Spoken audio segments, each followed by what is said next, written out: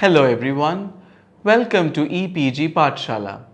I am Dhiman Bhattacharya, Assistant Professor of Comparative Literature, Center for Comparative Literature, Bhasha Bhavan, Vishwabharati. The author of this particular module is Dr. Shagota Bhattacharya. This course is on Canadian literature and this particular module focuses on pre-Confederation poetry. The learning objectives of this particular module are: what is pre-Confederation? What is pre-Confederation poetry? Who were the major contributors during this period? What were the major thematics of pre-Confederation poetry? What are the major interlinkages that could be established between the pre-Confederation as the post-Confederation poets? Pre-Confederation poetry. What is pre-Confederation? Poetry written before 1825 and between 1825 to 1867 is known as pre-Confederation poetry in the context of Canadian literature. The earliest works of poetry were mainly written by visitors who described the new territories in optimistic terms. The intended readership was, of course, the Europeans. Pre-Confederation poems in this module includes The Rising Village by Oliver Goldsmith, Acadia by Joseph Howe, The St. Lawrence and the Saguenay by Charles Sangster. Oliver Goldsmith. Oliver Goldsmith, 1794 to 1861, joined the British Navy as an Assistant Commissary General in 1810 and was posted in Halifax, Nova Scotia. In 1848, he was transferred to Hong Kong, where he suffered a sunstroke and decided to take up a 5-year posting at St. John's, the Newfoundland. It was while at St. John's that Goldsmith decided to pay a visit to his ancestral home, Ireland. A visit to Lissay, the familial home of Goldsmiths, resulted in the publication of The Rising Village. The Rising Village. The poem should be viewed as the most ambitious project of an occasional poet. Goldsmith had written an opening address for local amateur theatre group formed by officers connected with the garrison at Halifax. In the address, he wrote, I quote, "Encouraged by some friends, I wrote a poem called The Rising Village, which was published by John Sharp in 1825 in London."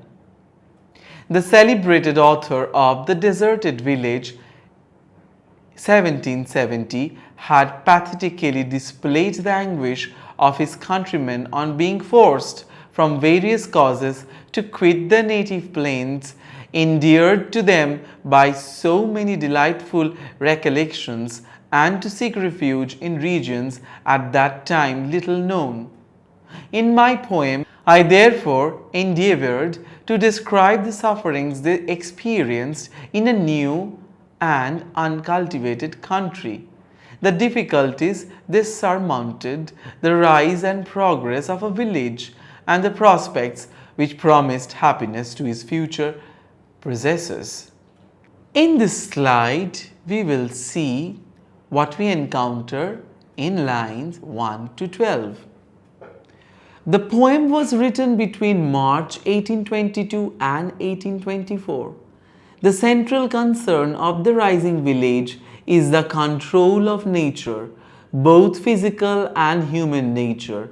From the beginning to the end, the poem describes cyclical movement wherein control gained and lost, regained and strenuously maintained.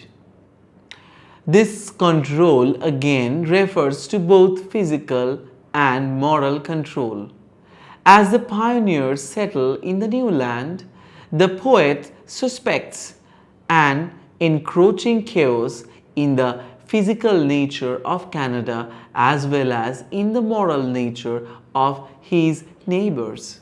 In the lines 73 to 86, the first imposition of order on the wilds of Acadia culminates in the triumph of agriculture. We quote, "And where the forest once its foliage spread, the golden corn triumphantly waves its head. The initial battle is thus won. The wilderness has been controlled and transformed into civilization.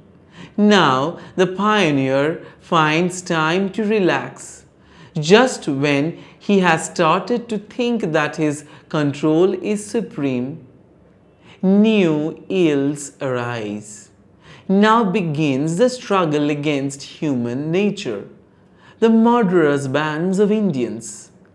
In this second phase, it was necessary to triumph over the savage Indians with civilization. The triumph of the axe and agriculture must be followed by arts of culture. Hence comes the tavern, the country store, the doctor, the church, and the schoolhouse." Lines 323 to 332. Through Albert and Flora's tale, the poet warns the youth to control the excesses in their nature. Albert had failed to control his instinct and had betrayed Flora. This is not just a tale of romantic betrayal, but a sermon through which Goldsmith stresses on the virtues of moral control. On another level, Flora can be seen as Acadia. Contrary to Albert, who failed to control his instinct and betrayed Flora, the second generation must not fail to settle in or betray Acadia. Both Britain and Acadia have their different battles to win. Oliver Goldsmith's poem, The Rising Village, actually marks the essence of pre-Confederation poetry.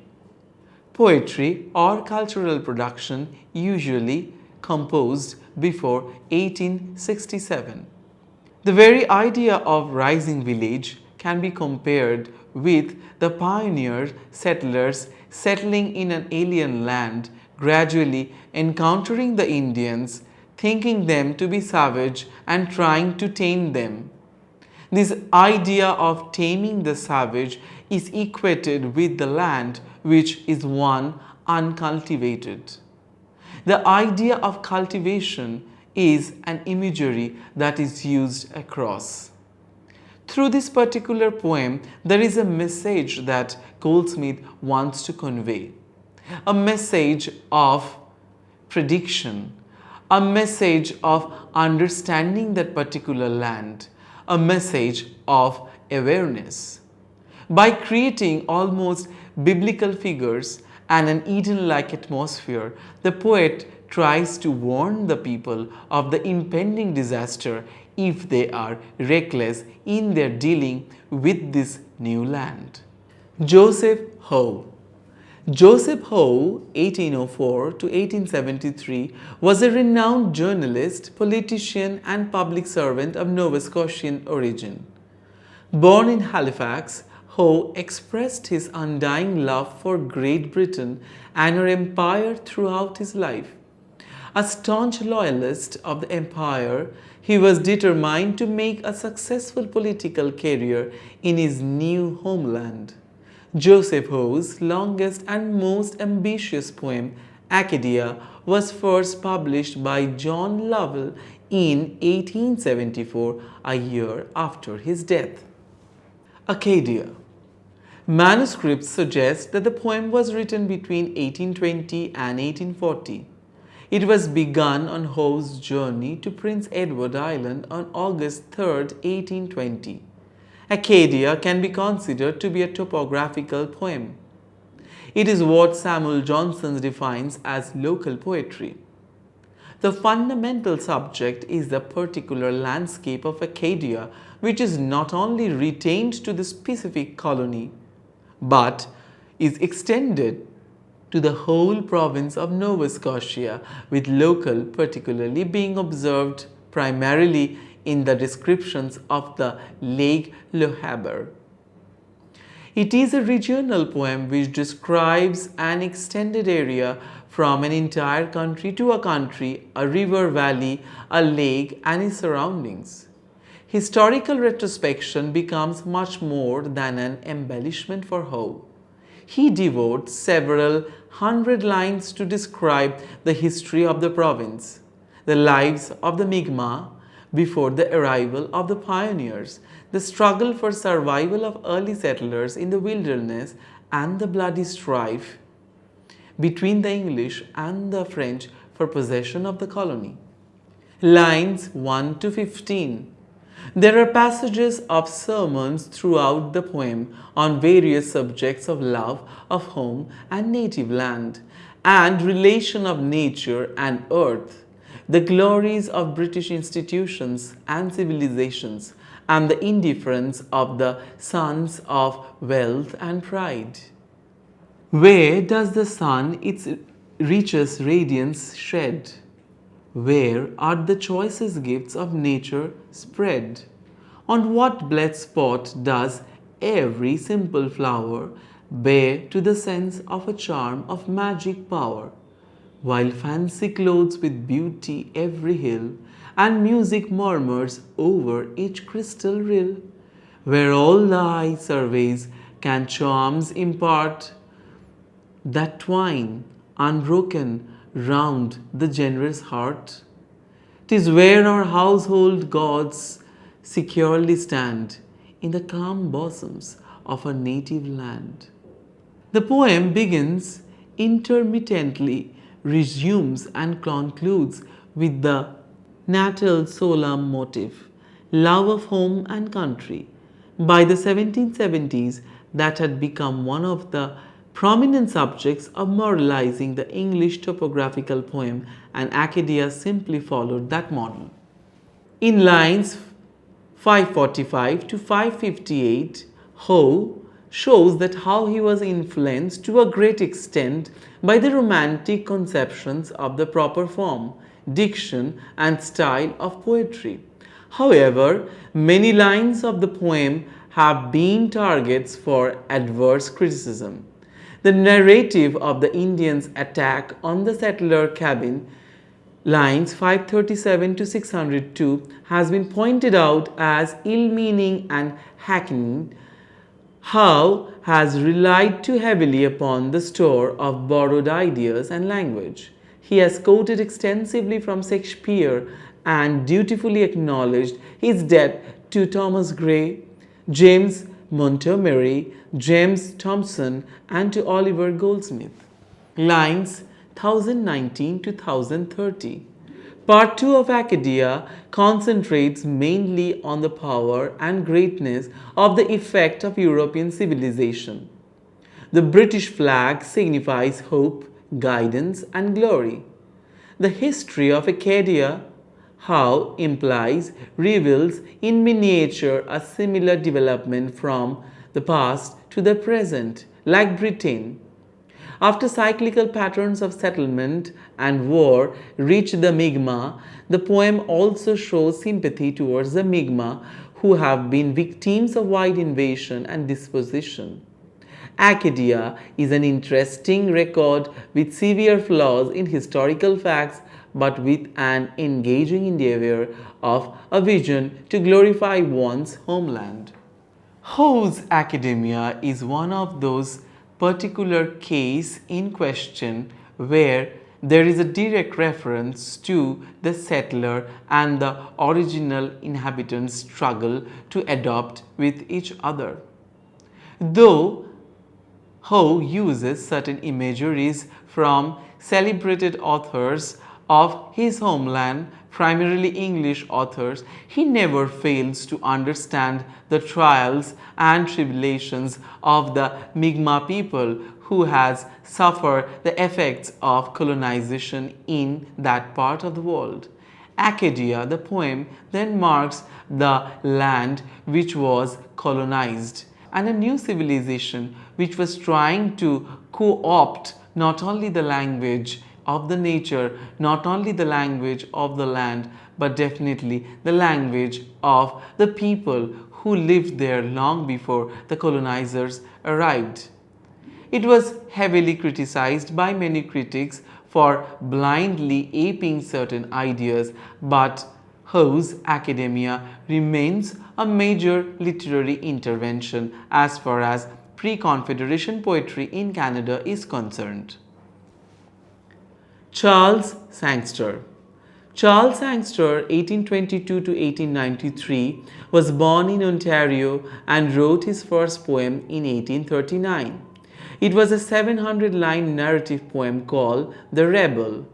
Sangster worked as a government official and also as a journalist for the newspaper, the British Whig. In 1849, he joined the Amherstburg Courier newspaper as its editor. Sangster started gaining attention as a poet since 1850s. Initially, he wrote in the newspapers. His first book of poems was St. Lawrence and the Saguenay, published in 1856. The St. Lawrence and the Saguenay. The St. Lawrence and the Saguenay has been regarded as probably the most intriguing poem in pre-Confederation poetry.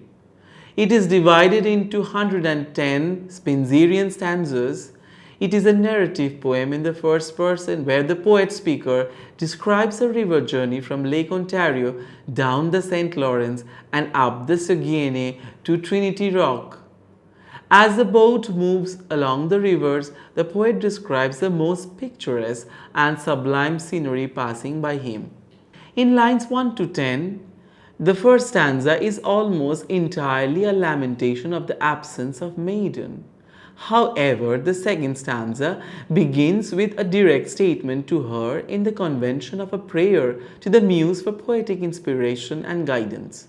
It is entirely the poet's journey from physical to spiritual and his imagination as he constructs his journey from separation to union. Throughout the poem, the poet tries to reconcile the different kinds of love by harmonizing his attraction to women, nature, and God. Lines 522 to 530. After the first 200 lines, the poet undergoes an urge for transformation. Hence, the reference to Hesper, Venus, a planet associated with transformation of and resurrection. Again, in lines 455 to 457, the poet expresses his desire to be united with the maiden and complains about her failure to return his love. 461 to 477. There are allusions to Hamlet of Ophelia and Romeo and Juliet. Just like these ill-fated and doomed lovers, the poet lives in constant fear of separation from his beloved. Lines 1254 to 1262.